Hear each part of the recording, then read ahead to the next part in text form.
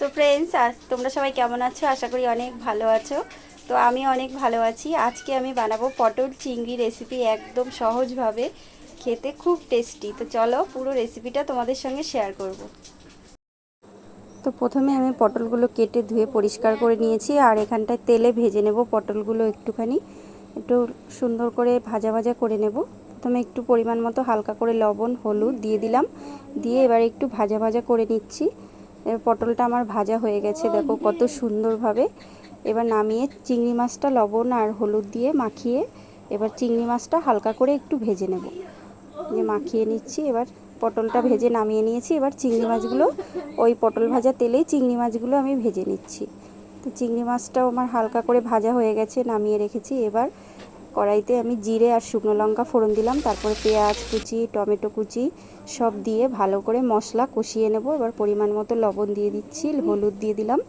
এবার আলুগুলো দিয়ে দিলাম। আলুগুলো দিয়ে ভালো করে, আলুটা যেহেতু আমি ভাজিনি তাই একসঙ্গে আমি ভেজে নিচ্ছি।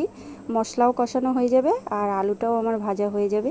আর এখানে চিংড়ি মাছগুলো ভেজে দেখো নামিয়ে নিয়েছি। আর এখানে আদা রসুন পেঁয়াজ পেস্ট করে রেখেছি মশলা, এই মশলাটা দিয়ে দিলাম। এটা দিয়ে ভালো করে একটু ভেজে নেব। তো এরপরে আমি একটু জিরের গুঁড়ো দিচ্ছি আর একটু ধনের গুঁড়ো একসঙ্গে মেশানো আছে, তো সেটা দিয়ে আমি ভালোভাবে কষিয়ে নিয়েছি। এবার পটলগুলো দিয়ে দিলাম।